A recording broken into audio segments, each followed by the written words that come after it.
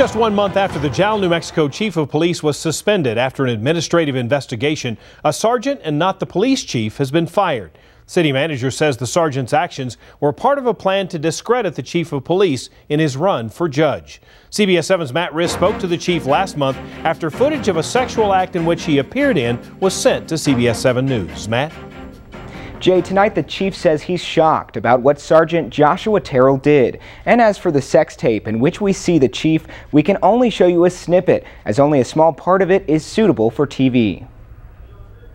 The sex tape shows Chief Burns and a woman inside and outside of a county ambulance. You see his gun and badge. The city of Jal says Sergeant Joshua Terrell was fired for 8 violations of the city manual as part of an effort to discredit the chief of police and influence an election.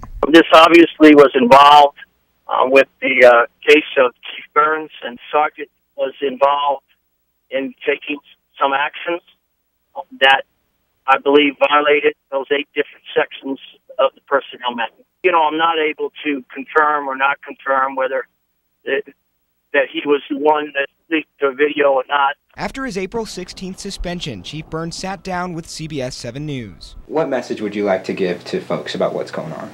I just feel that someone's trying to make sure that I don't become magistrate judge. Burns faces no criminal charges, but carried out a 10-day suspension without pay for what the city manager called a personnel matter that made the city look bad. We were surprised by his reaction when we asked him about the sex tape. We've actually received into our newsroom, like I was telling you before, a copy of a video that appears to have you with another woman inside an ambulance.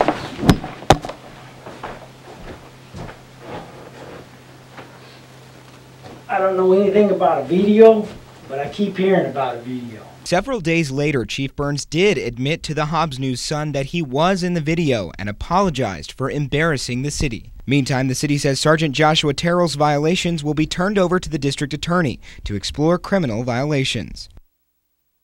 Now, Jay, the investigation into Chief Burns has been completed, and he remains in the race for magistrate judge, which will be decided in the primary this Tuesday. I also understand from the city manager, I think, telling you, the Sergeant Terrell did not say anything to the city in its investigation. How did they justify this firing? Well, Jay, I asked the city manager how they came to that decision. He says that they interviewed witnesses, and I have a quote from him here.